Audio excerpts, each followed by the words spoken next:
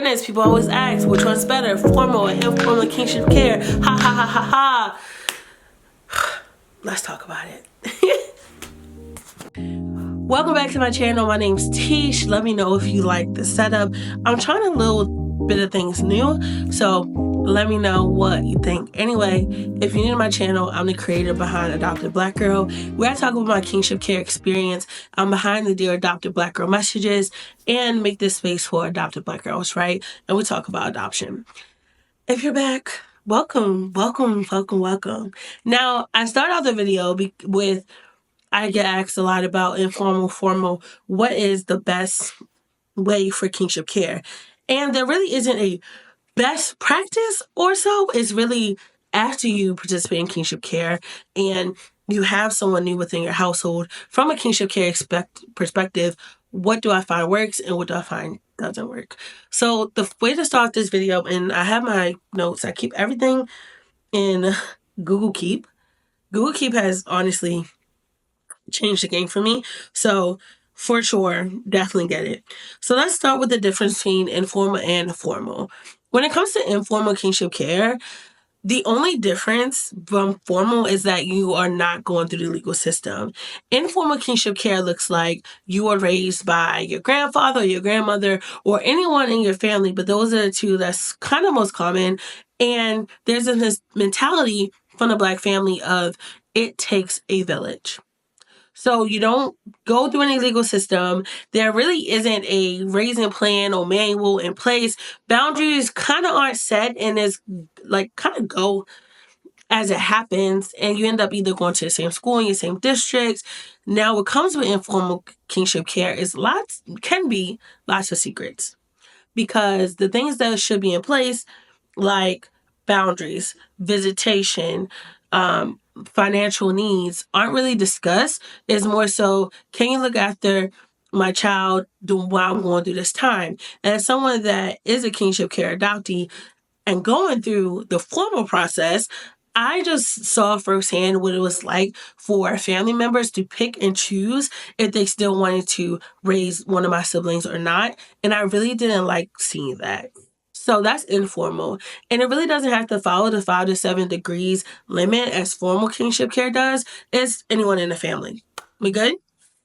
Formal kinship care is you do go through the legal system, right? You go to a judge and guardianship rights are transferred to the family member that is raising you. My cousin got full guardianship over me and my sibling when we were adopted. And because of that, we kept our last name, but my cousin's name is on the birth certificate.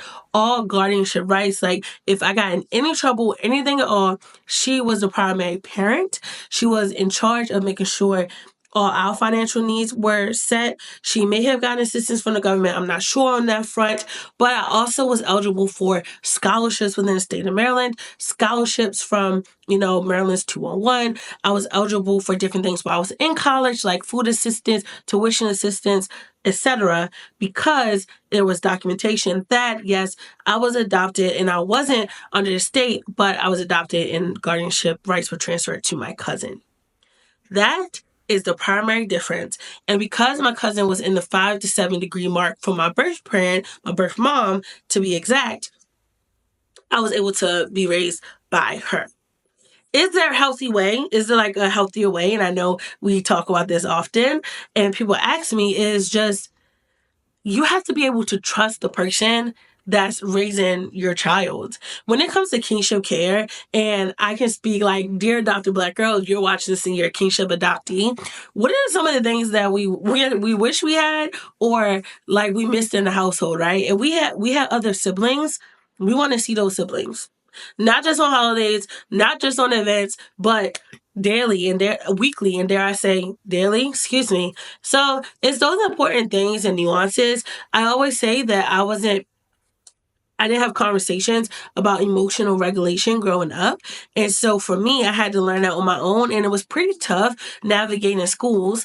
Also, I went to different schools than my siblings. So our values and our foundation were different. But what was in place that helped was knowing that, hey, you have siblings that are being raised by your aunts and your cousins, you always have their number. You can reach out to them. We did go to the same elementary and middle school, which was pretty awesome, but I still had this disconnect with my older siblings. So if you are participating in kinship care, or let's say kinship care isn't limited on an age, of course, it's from the baby to 18, but also whoever you feel connected to that's raising you, you are technically a kinship care adoptee. And there's a lot of us out here. So what works is if you are interested in participating in kinship care in the informal way, it's really important to write down the boundaries that are going to be needed between you and the birth parent. What you never want to do as someone who is raising someone else's child, and I don't have a child, but I'm coming at it from an adoptee's perspective, is try to replace the birth parent. You cannot. You can't, but you can be an addition to the birth parent, and you can build healthy boundaries with the birth parent and a kinship care adoptee and say, hey, what do you need to feel your best self? And if they're 5, maybe that question is not the best, but what do you need? Like, what do you like to do? Right? Do you want any toys in the house?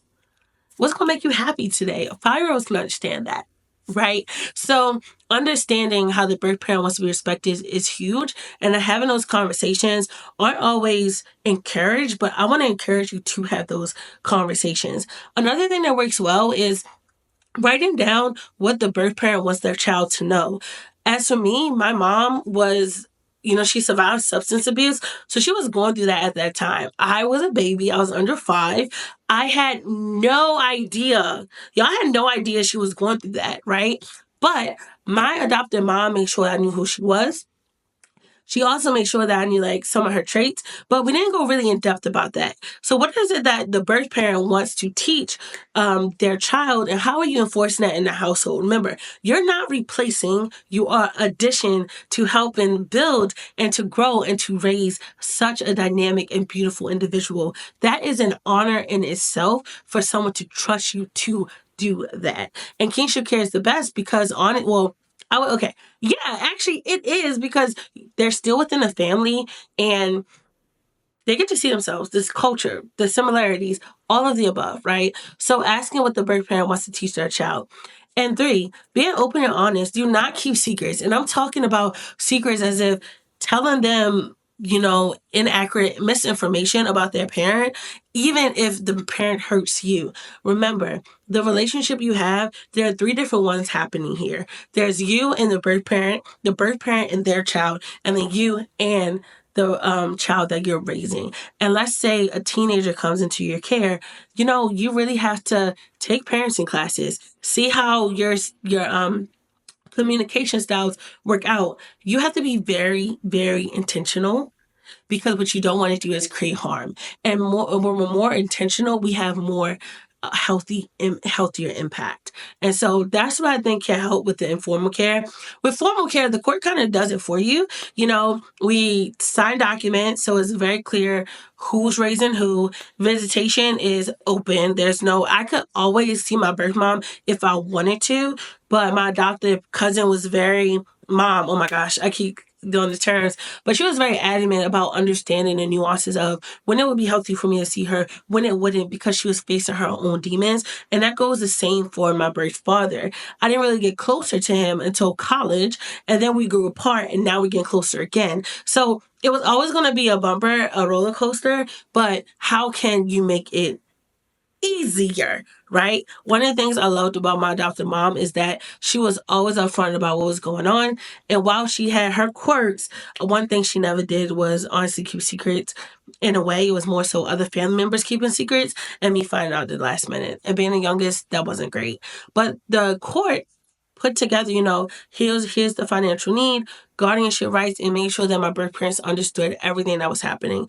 And I don't think when it comes to other adoption processes, that's very much in the forefront. Can your birth parents understand what's actually happened?